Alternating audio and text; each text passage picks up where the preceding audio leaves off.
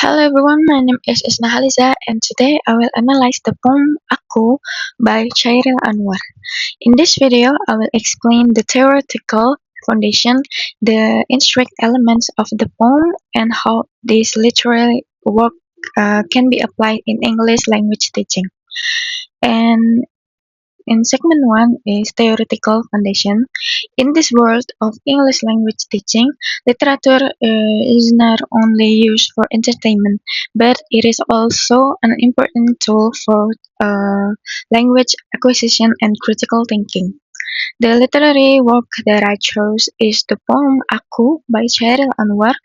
Among the three functions of literature, aesthetic, cultural, and social, I believe this poem best serves the social function. This poem expresses courage, freedom, struggle, and individuality. The speaker shows strong emotion and determination in facing life.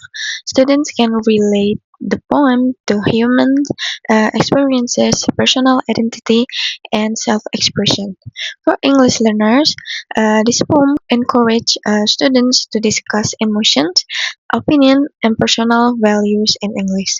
Through this poem, students can practice expressing feelings and interpreting deeper meanings.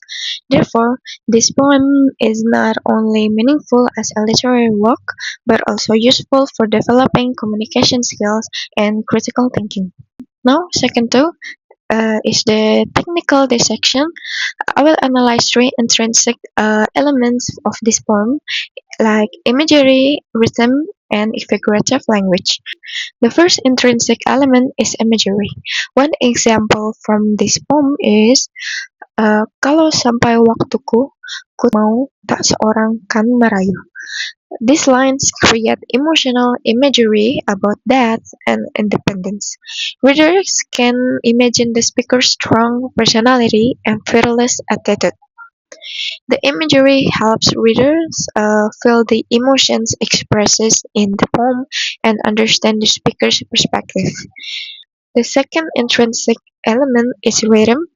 The poem has a strong and powerful rhythm. The short and direct lines create an energetic and emotional tone. The rhythm reflects the speaker's bravery and determination.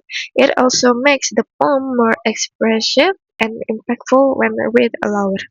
Because of this rhythm, the poem becomes easier to remember and more emotionally engaging for students. The third intrinsic element is figurative language. One example is Aku ini binatang jalang. This metaphor does not literally mean the speaker is a wild animal. Instead, it is symbolize freedom, rebellion, and independence. The figurative language gives deeper meaning to the poem and allows readers to interpret the speaker's emotion and identity in different ways. This metaphor also makes the poem more powerful and memorable. For the now segment 3 is the ELT application. The intrinsic element in this poem can help students learn English in several ways. First, imagery helps students improve vocabulary and reading comprehension. Students learn how words can create emotional and visual effects in literature. Second, rhythm helps students practice pronunciation, stress, and intonation. Reading the poem aloud can improve speaking fluency and confidence. Third, figurative language helps students understand symbolic meanings in English.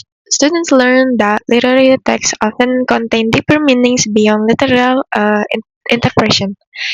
In addition, this poem encourages students to express opinions, emotion, and personal experiences in English. This activity can improve speaking and writing skills while also developing critical thinking. Therefore, Aku by Chairil Anwar is very useful in English language teaching because it combines language learning with emotional expression and literary appreciation. In conclusion, Aku by Chairil Anwar is an effective literary work for English language teaching. Through its imagery, rhythm, and metaphor, students can improve their English skill while also learning about courage, freedom, and self-expression. Thank you for watching and have a great day.